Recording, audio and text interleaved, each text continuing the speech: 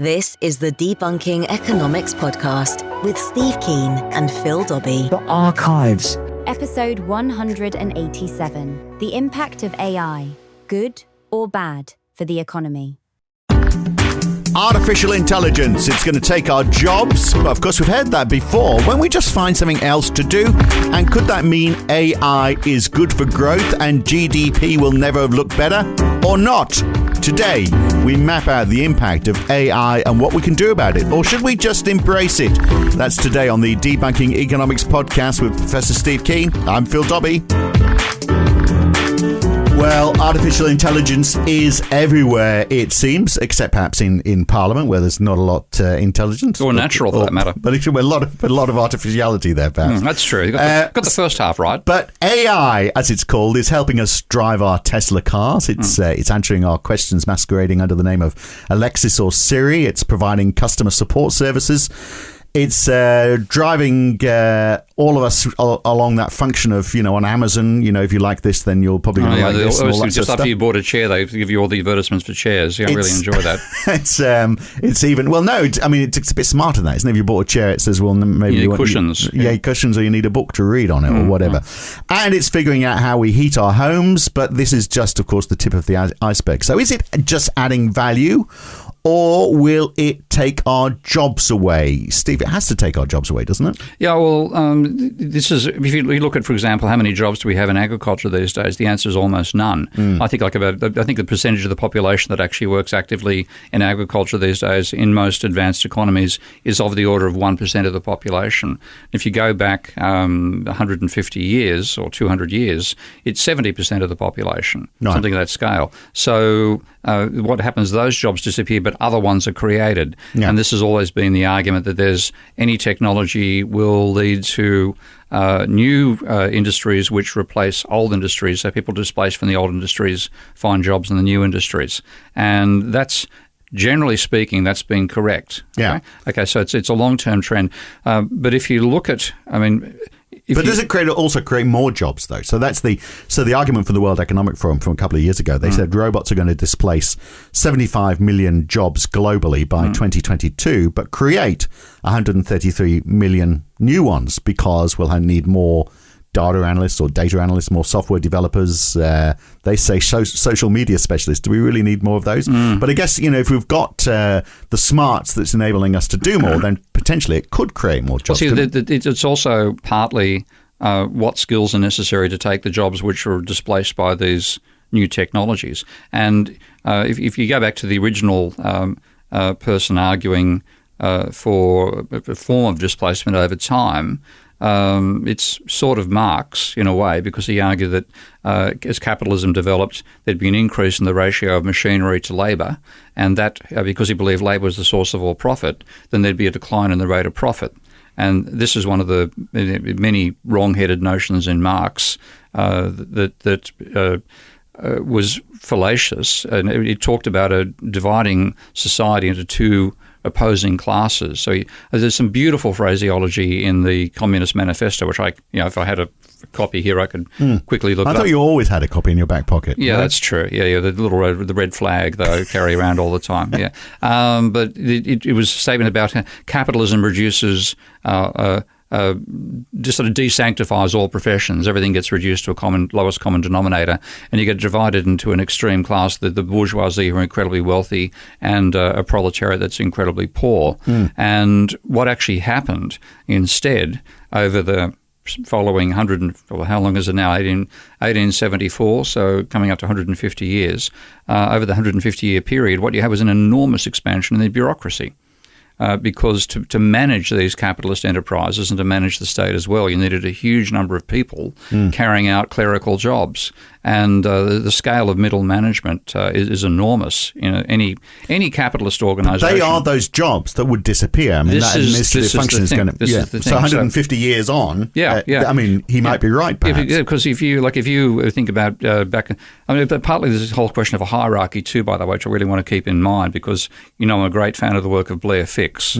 And Blair has given a brilliant explanation for one of the sources of inequality, particularly the high wages of CEOs compared to to workers. So CEOs earning north of 100 million a year type levels is not because they're that productive. It's because they're in a hierarchy. And if you just imagine having a triangle and you start with a very small firm, you've got one boss and two employees, and then you expand it and you've got one boss and two vice presidents who have two employees each, et cetera, et cetera. And as it expands, it gets bigger and bigger and bigger.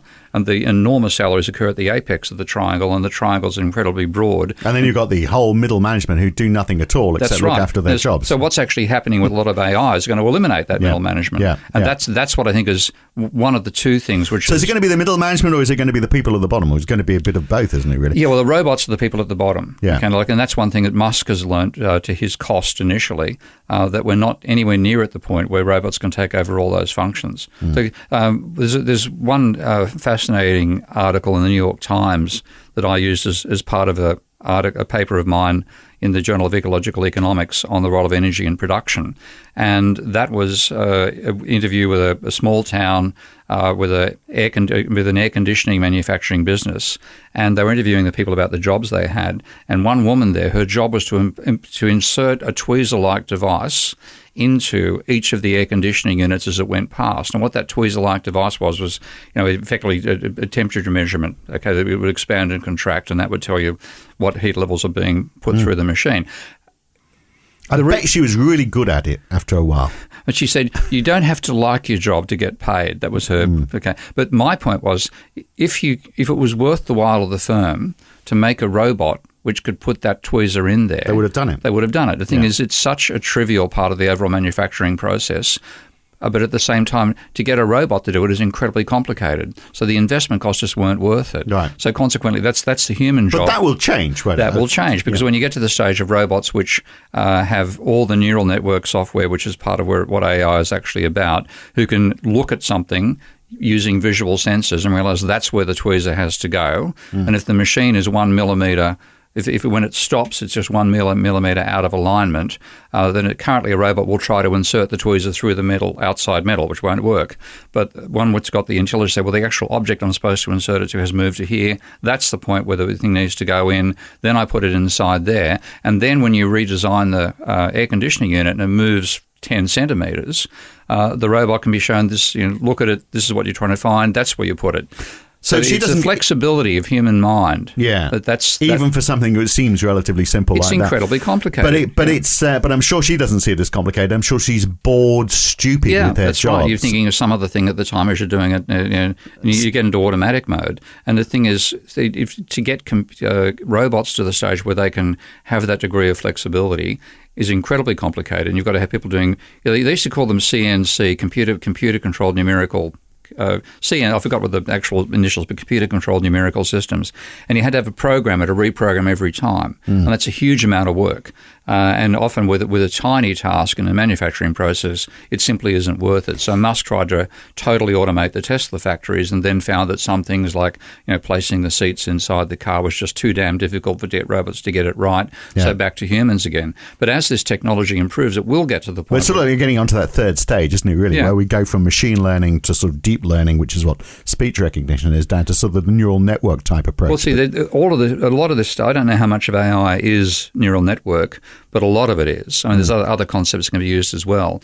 And neural networks, an easy task like recognizing Times New Roman characters and then translating that into text in your computer from being a scanned image at 300 by 300 DPI, that's fairly easy. I mean, I've just as an illustration of my own students 20-something years ago, I wrote a very, very basic neural network, which was to recognize whether you had a C or an A.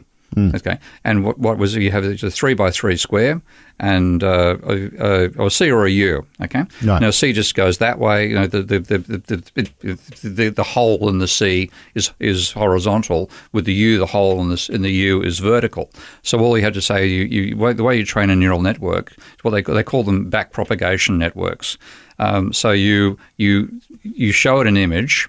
It then randomly has a random set of weights as whether it scores a dot being filled in or not filled in is indicating a particular character, and it'll just say it's a U, and you say, no, it's actually a C, so you've got to go back and change the weighting you give to each of those 9 squares, and then over time, ultimately, with about 20 or 30 iterations, each time to say that's a C, that's a U, given that particular characteristic.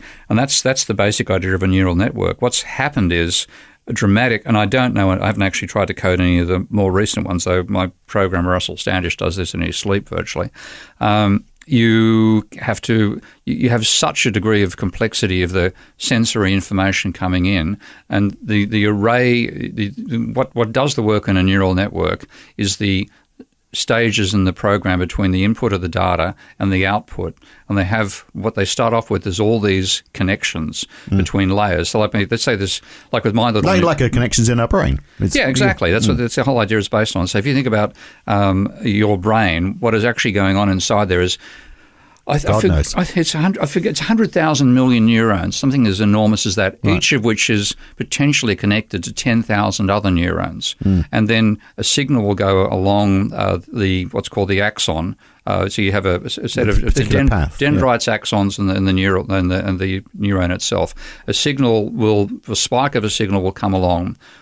And I've forgotten the medical terminology, so I'm not going to make some mistakes here. But so it comes along the dendrite or along the axon, causes the neuron to send a spike, which is actually a potassium ions, up to the dendrites. They go across 10,000 potential connections, and there's a fire signal from those to those 10,000 neurons, and that goes on and on and on. And what actually happens with the development of intelligence over time is actually a pruning of how many connections are there. So you have a baby's brain; it's virtually everything is connected to everything else, and as you get fairies at the bottom of the garden syndrome out of child's minds thinking. As they mature and become more intelligent, in terms of being able to assess the outside world in a rational way rather than fairies at the bottom of the garden type beliefs, they get pruned. And so the same process applies with a neural network. The weights get reduced for some things, increased for others. Right. And that what's happened is we're slowly emulating that same capability of the brain. So that technology almost certainly would be able to say, well, okay, let's figure out how we can put a thermometer into the same slot. And that's right, yeah. But the thing in terms of how much brain power we're talking about in AI right now, there was again, I've been told this by colleagues, so I don't know the precise numbers, but a computer scientist research project attempted to simulate one well-known part of the brain with a supercomputer array. And that supercomputer array, which is enormous, I mean, we're talking rooms full of computers, a huge amount of data being passed to and fro, was simulating about 1% or half of 1% of the brain. So the scale that you need right now to cover what the human brain can do, AI is trivial compared to what the human brain is capable of. But the thing is, AI is brilliant at pattern recognition. Because once you give it a set of patterns and it learns patterns and learns patterns and learns patterns, it can remember the patterns in a sense in the way the humans forget them. Yeah. So that's where the power of AI comes from. But over time, it's only going to get better. Yeah, and what it means is for a medical diagnosis, you go and see your doctor, and your doctor might have knowledge of, might have learnt, say, 200 potential diseases at university and end up by the time they're in practice with experience with their patients knowing about 30 or 40, and then pattern recognition out of that will come up with a suggestion. But the obscure thing they learnt way back in medical school might have gone. Well, it's still there in terms of the neural network's weightings, and you can now get diagnosis done. What does getting back to the question then? What does this do for jobs? So what I think it means is let me say a couple of perspectives on this, and then you can tell us where you sit. So Andy Haldane, chief economist at the Bank of England, thinks it's a bad thing. He said large swathes of people will become technologically unemployed, with the hollowing out of the jobs market, rising inequality, social tension, and many people struggling to make a living. But on the other side, well, maybe it's the same side. This argument that there are going to be those extra jobs created, but they aren't going to be jobs created. I agree. Sort of the inputting of it, which still means, of course, you've got to be fairly smart. The jobs which are going to be cognitive jobs rather than. Yeah, that's right. I think Andy's right on that front, because when you look at what happened, like if you've got people displaced from working as peasants or as agricultural workers, then they got jobs as clerks, filing in companies, or they got jobs as process workers.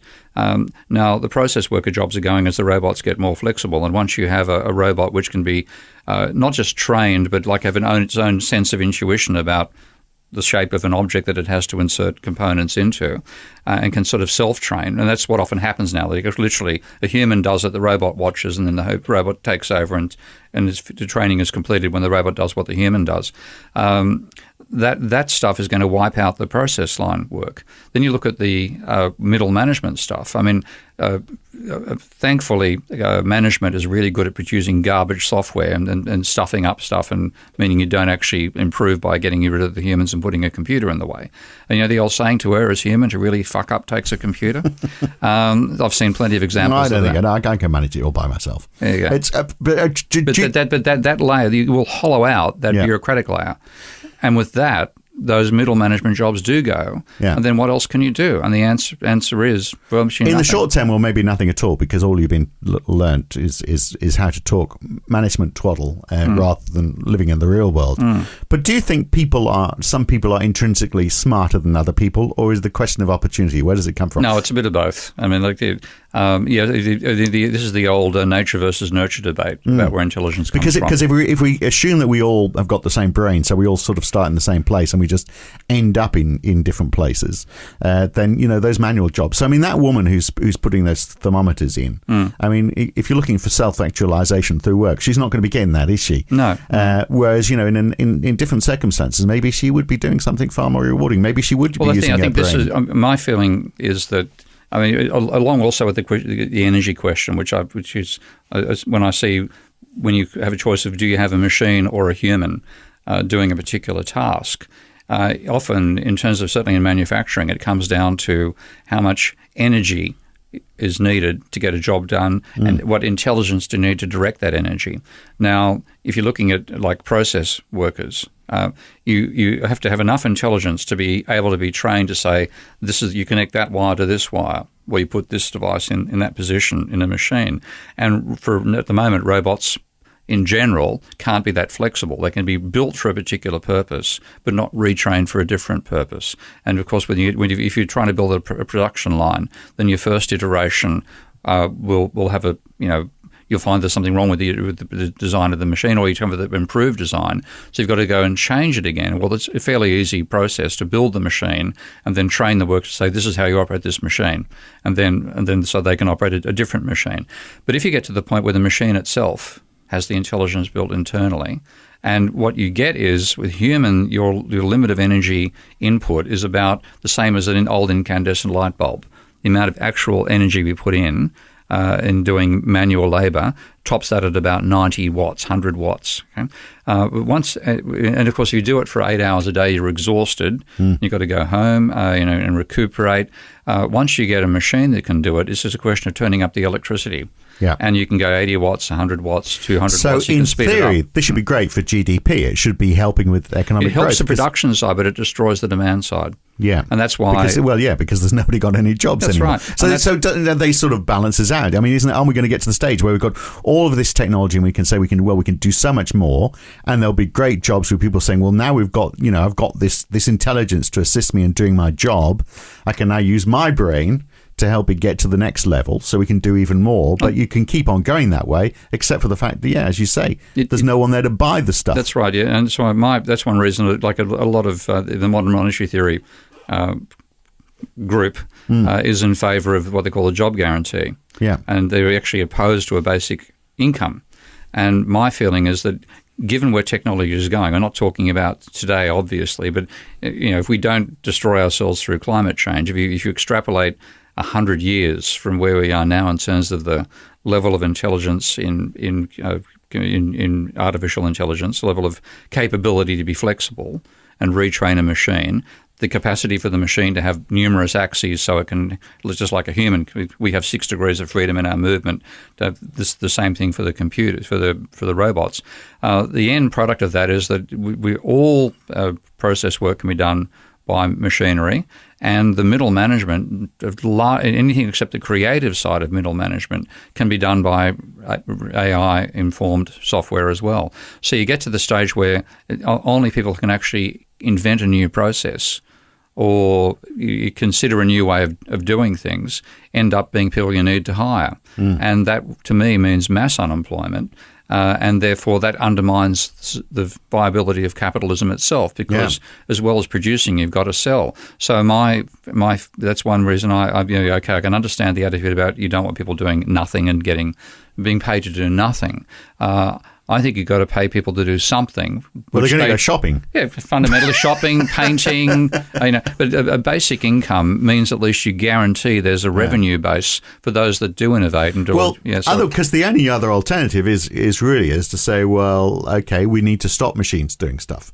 It's like we need to stop progress. Which is the Luddite, that's where the Luddites were those who threw, we have the expression throwing a clog into the wheels of machinery. That's literally what they did. Yeah. Wooden shoes. They were shown to be wrong, weren't they? Because their fear was that there wouldn't be jobs, jobs emerged. And what happened was the growth. See, Marx's idea was that you'd be polarised into the lumpen proletariat and the bourgeoisie, okay? There'd be no middle jobs. In fact, there was a dramatic expansion of the middle jobs. Now, what we're seeing with AI and robotics is something which can eliminate the middle jobs.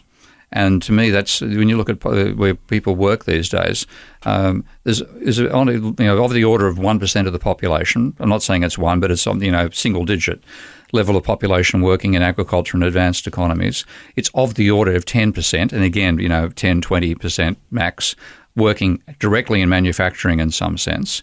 The other 80% to 90% of the population are working in clerical style positions inside large organisations, whether they're government or they're private corporations. That is the layer which is effectively targeted by AI, both in terms of algorithms that can do pattern recognition, that can decide to send out invoices, chase up bills, etc., hold a conversation with you over a help desk without you knowing you're not talking to a human. That's that end of AI. And the other end is the robotics.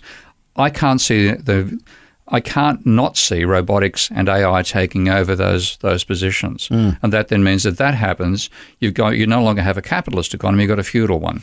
But without needing any serfs to produce the output. Yeah. Well, actually, let me give you another challenge to capitalism. If all the smarts in all of this can decipher and interpret data to its nth degree, what about the finance markets? Because there we buy and sell stuff. I mean, okay, we get a lot of algorithm-based trades are happening now. Yeah. But we still take a punt. But what if if AI gets us close to perfect interpretation of the markets?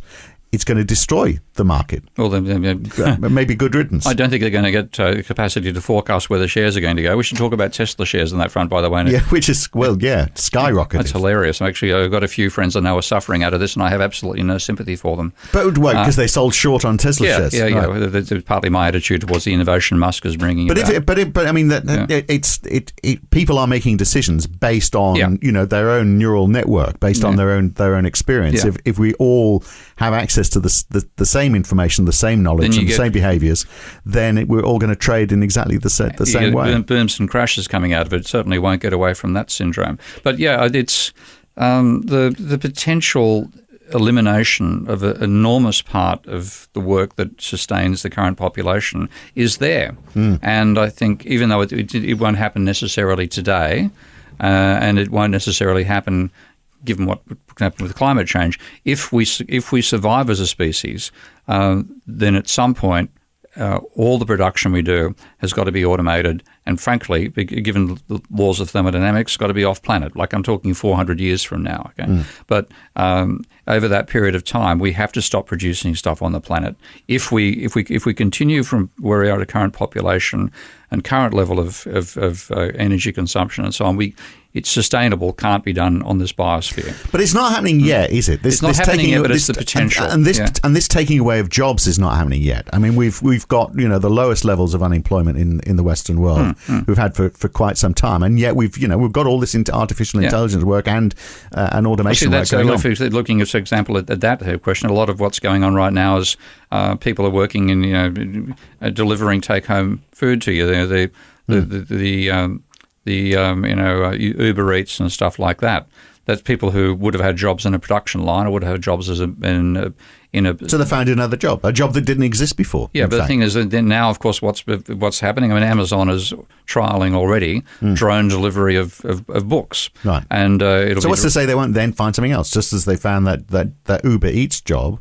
What's to say someone else is not going to come along with something which also has a requirement for manual labour? Yeah, it will happen to some degree, but I don't think it's going to be enough to mean that you can keep 90% of those who need a job fully employed. And it's also weakening the power. I mean, what you had is, if you go back from the 1950s and 60s, you had workers organised into very strong unions, and if they decided to take on the management and get a wage rise, they could threaten to shut down and stop working, and there would be no way to produce the output without the workers there. Now, you simply don't have that level of organisation, and you say, okay, if you don't want to deliver, we'll put more money into the drones and develop the technology, and you don't need to have a position at all. So I am on the anti-Haldane side on that front. I do think it'll lead to that sort of world. So what about Bill Gates's idea that we have a robot tax? That he's being a bit Luddite on this, isn't it? Ironically, for a man who's made his career out of technology, because he's basically saying, yes, we should tax robots, and we use that money to retrain workers who've lost their jobs to robots so that they move on and do something else. But of course, if there's no jobs to retrain for, and his tax is slowing the progress of that automation, then that is Luddite thinking. Yeah, but what he's actually saying is effectively we need a redistribution mechanism. We can't rely just upon capitalism and generation of profit, wages on one side and profit on the other. What we're saying is that wages are being eliminated. And so he's actually saying we need to have a social redistribution system, taxation on top, to counteract that effect of the market system. And that's good to see people like Bill Gates thinking in that way rather than just being rapacious, let the market rip. But what are they retraining as? I guess if they don't retrain, then they could have that wage. This comes back to why do we work? And yes, the simplistic money. Yeah, to stay alive. But if you think about why do we work as a species, if you go back to early human societies, we did all this stuff because we were part of a community, and doing something for the community was a major part of how you got valued. There was a sense, a sense of altruism in the human species, altruism with competition. Okay, but that altruistic stuff meant you were valued. Your sense of self-worth came out of what you did for the community, and your regard other people held you in also came out of the community. And that's the type of thing with the bonds that create the bonds that are felt in tribal societies. If anybody wants to get a feeling for that, I really recommend reading Nelson Mandela's autobiography, Long March to Freedom, Long Road to Freedom. Astonishing, It's astonishing. And in open part, he's talking about what it's like to be raised. The Xhosa tribe, wasn't he? Yeah. And so what it's like to be a member of the Xhosa tribe. And he said he could not imagine any better way to live than being part of that tribe. And what you got was the intensity of personal relationships in a small tribal community and the big extension of the Xhosa tribe as well. But that's what's actually harnessed when you think about it by capitalism, because when you work inside a firm, you, to some degree, competitive to get to the top of the firm if you're ambitious, but you're part of a community, and the sense of community is what makes you work. Now, what you think about it, if we wanted to have an ideal human society, we'd want one where that same sense of community is what drives our behaviour, and it doesn't necessarily have to occur in a factory. And this is the people who promote the basic income guarantee rather than job guarantee. Their argument is we're not talking about paying people for doing nothing. We're talking about paying people to do anything. So you give people enough income through a basic income that means that they can decide to do anything they want to do with their time. And most likely what they're going to do is something which ends up being, organising in a community and doing stuff for fun. And getting respect out of the art they do, or that's something sort of this for the betterment of society. And so, but something has to be done, doesn't it? Because as we talked about, aggregate demand is going to diminish. On the one side, you've got this ability to create so much more. But aggregate demand is going to slip away because there's fewer people to consume it anyway. We have stagnation right now. How much of that is because of this? Well, a large part of it's credit stagnation we've spoken about before. It's because normally credit is part of the essential part of aggregate demand. And in the aftermath of the debt bubble of 2008, we've now got too much debt, too little willingness to take out credit for the borrowers compared to the previous period of growth, and for banks to lend as well. So it's credit stagnation. But it is also a diminution of aggregate demand. And you see people trying to explain where stagnation comes from. You get the Larry Summers of the world. They keep on talking about secular stagnation. That's blaming the supply side. Fundamentally, you can summarise secular stagnation by saying the economy slowed down because engineers aren't having enough ideas and parents aren't having enough babies. That's what it comes down to. Garbage. Yes, parents aren't having enough babies, quote unquote, compared to previous levels of population growth for OECD nations. Engineers not having enough ideas. I'm sorry. Yeah. I've seen rockets land on their backside in recent. Well, I mean, we're talking about this technology sort of evolving so quickly that the fear is it's taking away jobs. Yeah, it's the demand side which is falling down. So yes, it is partly aggregate demand diminishing, and we're seeing a slowdown courtesy of that. And it will get more extreme as AI and robotics develop further. So this decade, 10 years, we're going to see a fundamental shift on. I mean, we've already seen it. So over the next 10 years. I'd actually go from more like about 20 or 30. Right. I mean, there's part of AI which we haven't spoken about far, which is what you tell me this right at the end.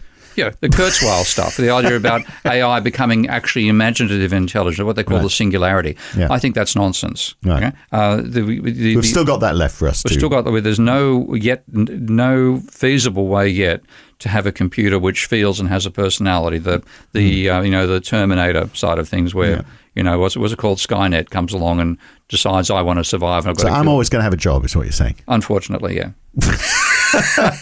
Oh, thanance for the vote of confidence, Steve. That'll do then. We'll finish it there. I thought you were an algorithm. Do I sound like an algorithm? Gonna need seriously debugging if that's the case. Indeed. Good to talk. We'll catch you again next time. Thank you, man. And look, next time on the Debunking Economics podcast, we're going to ask, who is it who really manages the economy? Is it the central bank or is it the government? They keep blaming each other. So could we solve the problem by putting all kit and caboodle, all responsibility for the management of the economy in the hands of one of them? How would that work? We'll look at that next time on the Debunking Economics podcast with Professor Steve Keen. I'm Phil Dobbie. See you then. If you've enjoyed this podcast, then please share it with your friends, like it on YouTube, and subscribe to this channel.